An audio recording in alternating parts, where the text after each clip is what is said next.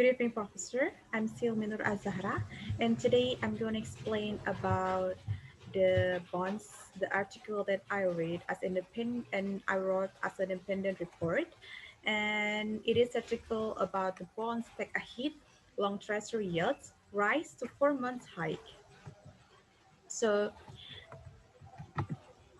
so these are several terminologies that I'm gonna explain later on. And for better understanding, it is better if you can know about these terminologies. The first one is a support level. It is the price level that an asset does not fall below for a period of time. And in the technical issues, it can be charted by drawing a line along lowest lows and for time being considered. The second, there is also U.S. Treasury bonds. Is it a government debt securities issued by the U.S. federal government, and it is not rated since it is a free default risk. And as a free default risk investment, it is can be said that it's safe securities. There's also 10-year treasury. It is a debt obligation issued by the United States government with a maturity of 10 years upon initial issuance.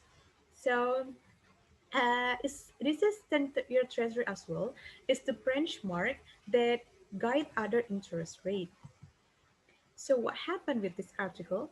As you can see, this chart titled 10-year treasury yields versus moving averages and daily. So as you can see in the black line here is as a 10-year yields from July 21st, 2020 until October 21st, 2020, it shows that this 10 years yield is going up above the 50 days yield and 100 days yield.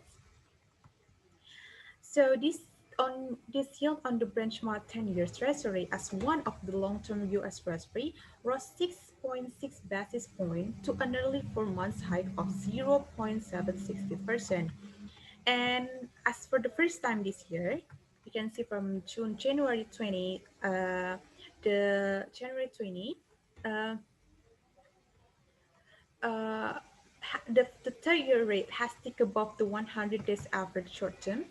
Here, right, you can see from it's the first time because from January, this 10 years yield always below this 100-day and this 50 days yield. So for the first time, it has ticked above the 100-day average at the short-term U.S. Treasury in recent days. And as a result of their yield, long treasury prices as well, which have fallen below a key technical support level. So why did it happen? There's a lot of assumption in outside there.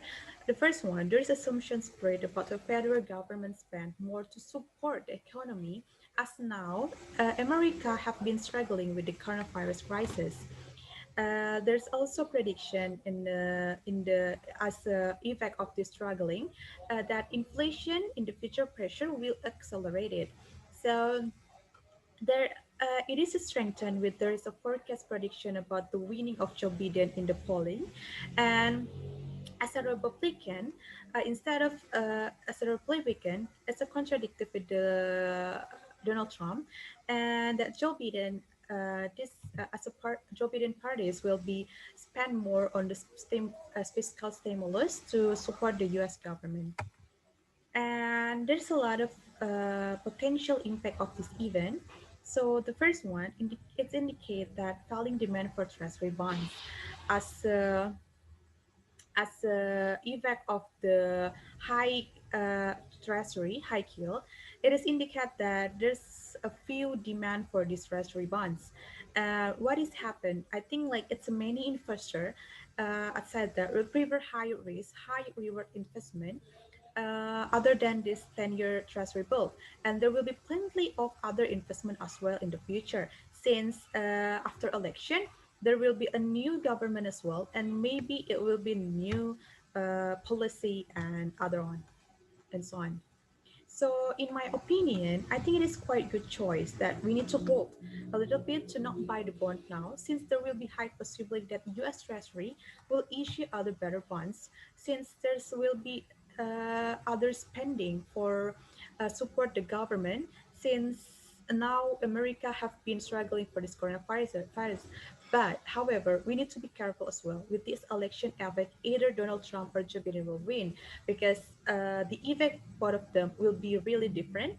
So you need to be careful what happened with their regulation after they win the election. So this is my reference. Thank you for listening, Professor.